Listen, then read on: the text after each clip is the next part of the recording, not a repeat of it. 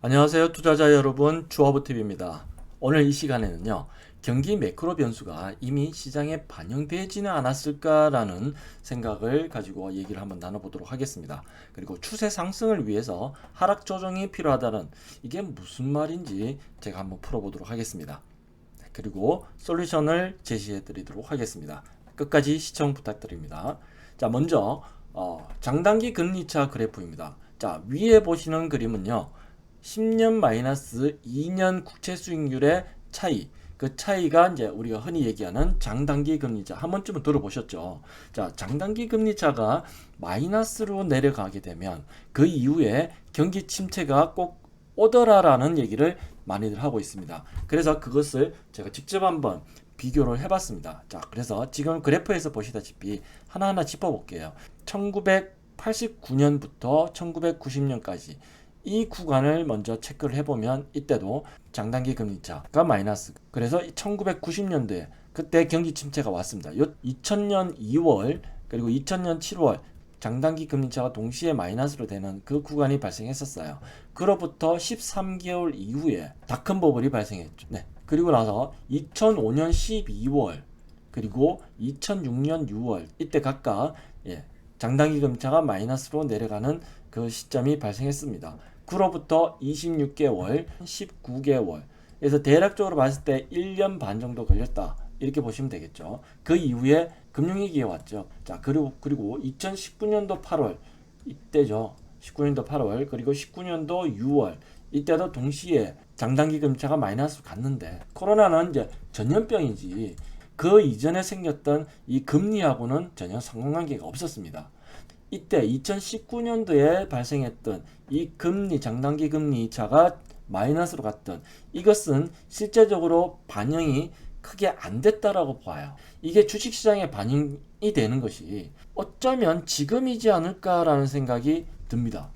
그 이유는 바로 다음 그림에 보시면요, S&P 500 그래프를 연간 단위 그래프를 보고 계시고요. 이 캔들 하나가 1년짜리입니다. 자, 그래서 1990년도에 보면은 마이너스 16%까지 하락을 했었습니다. 자, 2000년도에는 마이너스 14.6%, 그리고 2001년도 이때는 마이너스 28%까지 하락을 했었고요. 그리고 2002년 이때는 마이너스 33%까지 하락했었습니다.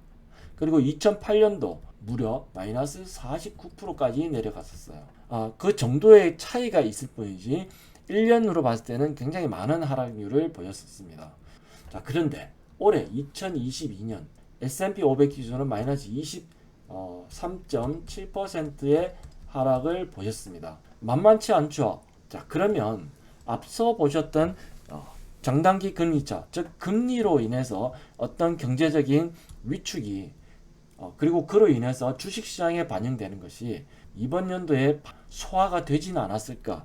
두 번째는요, 추세 상승을 위해서는 하락 조정이 필요하다는 말씀을 드리고 싶습니다. 7월달에 크게 반등을 하긴 했지만 여전히 하락 추세입니다. 자, 그리고 일봉을 보시면은 외바닥을 형성하고 지금 반등하고 있습니다. 한 번으로는 절대 뭔가를 이길 수 없어요. 올라갈 때도 내려갈 때도 한 번 갖고는 안 됩니다. 꼭 두 번은 필요합니다. 제가 어제 영상에서도 말씀드렸듯이 이 구간은 물량존이라고 얘기합니다. 주가가 지금 이렇게 올라가면서 이 구간대 13,000포인트 전후로 이 구간에 진입하게 되면 여기서는 굉장히 하락 압력을 받을 것입니다. 주의를 해야 되는 주의 구간입니다. 반드시 명심하십시오. 자, 7월달에 강하게 올라왔다고 해서 이제 하락이 끝났구나라고 생각하시면 오판입니다. 시간이 지나고 그리고 더 이상 저점을 붕괴하지 않는 흐름이 이어진다면 결국은 어느선가 지금 추세가 다시 상승 반전을 할 거예요. 다만 시간이 필요하다라는 말씀을 드리고, 이 시간을 보내면서 여기 일봉에서는 패턴을 그려 나가야 돼요. 패턴을 이어 나가면서 매수 신호가 나올 것이고요. 그 매수 신호가 나오기까지는 시간이 다분히 좀 필요하다는 거. 지금 계산상으로는 약 3개월 정도입니다. 네. 어떻게 흘러가는지 좀 지켜보면서 이 시그널이 나오는지는 봐야 되겠고요. 이 신호가 나오면은 정말로 추세 상승으로 다시 돌아가는 그 신호가 나올 수 있습니다. 그래서 그 신호를 좀 기다려 보고요. 어쨌든 지금은 아직까지는 아닙니다. 7월달은 정말 다행스럽게도 크게 반등을 줘서 그거의 시초를 만들어 줬고, 그렇다면 위로 올라갔을 때는 이제 부담스러운 영역이니까 여기서는 어떻게 해야 된다고 말씀드렸죠? 신호의 물량을 좀 줄여야 된다고 말씀드렸습니다. 그 신호는 무엇이냐면, 올라가다가 약한 신호는 첫 번째 5일선이 꺾어지는 거고요. 그래서 이렇게 5일선이 꺾어지게 되면 물량을 좀 줄여 주십시오. 그리고 단기적으로 매수 들어가신 부분은 청산해 주시고요. 그리고 본격적으로는요, 올라가다가 여기 21선이 좀 올라가고 있죠. 쭉 올라가다가 21선이 휙 꺾어지는 그 구간이 나올 겁니다. 그러면은 이때는 좀 많이 청산하십시오. 물량을 많이 가지고 계신다면은 주식 물량을 좀 줄여 주시고, 그리고 단기적으로 트레이딩 관점에서 접근하셨다면은 그것도 이익 청산하시고, 그렇게 해서 21선이 꺾어진 것을 주의하십시오. 자, 그러면 추세 상승을 위해서 하락 조정이 필요하다라고 말씀드리는데, 여기서 중요한 것은 패턴입니다. 자, 어떤 패턴이냐면요, 이렇게 쭉 내려오다가 반등 주고 다시 내려갔다가 올라가죠. 자, 올라가지면 여기에서 한 번은 두들겨 맞아야 됩니다.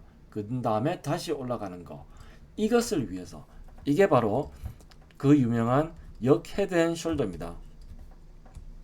자, 이렇게 삼중 바닥형 또는 역 헤드 앤 숄더 패턴을 그려줘야지만, 그리고 이것을 그리기 위해서 이만큼의 시간이 지금 소요가 될 것이에요. 이 시간이 지나면서 무엇을 형성하냐면 진정한 바닥을 형성하게 됩니다.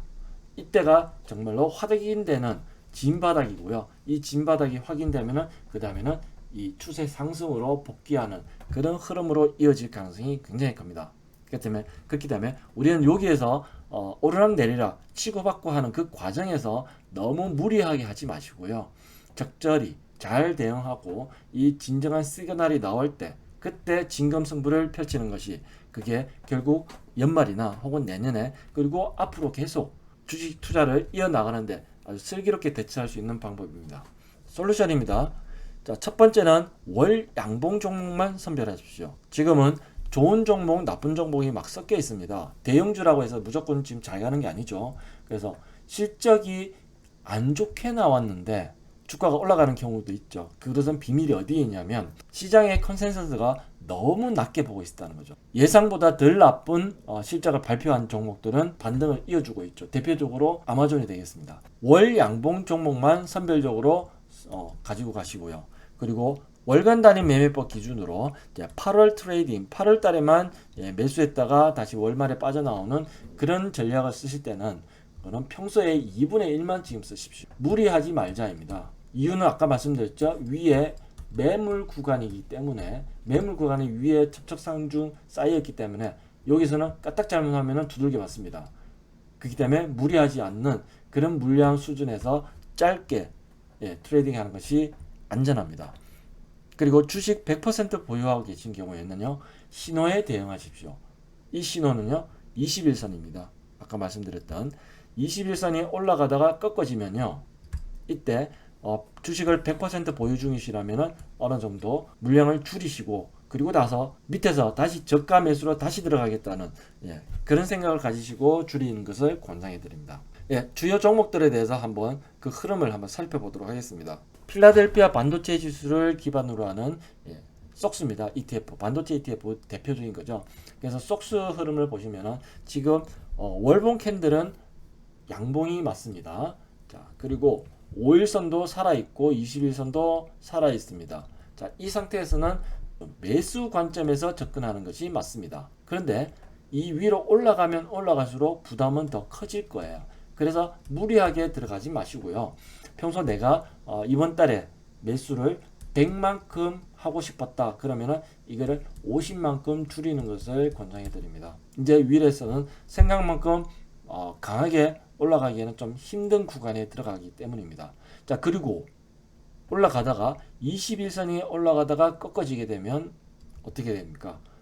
가지고 있던 물량조차도 좀 줄여주는 게 좋습니다. 다만 10%라도 줄여주면은 다시 하락했을 때 저 밑에서 싸게 또 모아갈 수 있는 그런 방법이 있기 때문이죠. 혹은 오늘도 중요하죠. 오늘 3일째 됩니다. 8월 시작하고 3일째 됐는데 지금 오늘 마이너스 음봉으로 빠져버리고 5일선도 꺾이게 될 거고, 만약에 이 흐름이 오늘이라도 나와버리면은 이번 달 8월 달은 매수가 없습니다. 아시겠죠? 그래서 오늘 흐름을 잘 보시고, 자, 양봉으로 쭉 뻗어져 올라가 준다.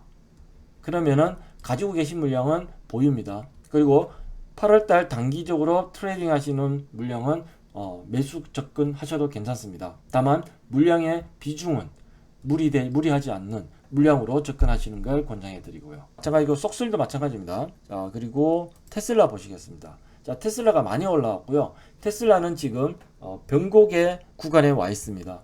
자, 지금 보시면은 추세선이 내려오고 있다가 이제 옆으로 눕고 있습니다. 그리고 월봉이 지금 캔들이 음봉으로 끼어 있긴 한데, 얘는 이번 달이 굉장히 중요해요. 물론 지금 내일 모레 주주총회가 있죠. 자, 거기에서 어떤 이벤트가 나올지 기대가 또 많기도 합니다. 이번 달 잘 견디고 나면 다음 달에 다시 한 번 더 추세 상승으로 복귀할 가능성을 내포하고 있습니다. 그래서 테슬라는 지금 주목하십시오. 자, 지금 신규 매수는 다음 달에 기다렸다가 9월 달에 상태 보시고 9월 달에 월봉 캔들이 양봉으로 뻗어갔으면 그때 매수로 접근하시는 게 좋습니다. 그래서 테슬라가 지금 나스닥 지수보다 좀 더 빨리 움직이고 있습니다. 그래서 주도주가 될 가능성이 많습니다. 자, 그런데 반대의 경우도 있겠죠. 자, 어떤 시나리오이냐면요. 지금 요게 월봉의 캔들이요. 여기에서 음봉으로 이렇게 쭉 빠지게 되고, 그리고 21선이 올라가고 있다가 이렇게 탁 꺾어지고, 5일선도 당연히 먼저 꺾어지겠죠.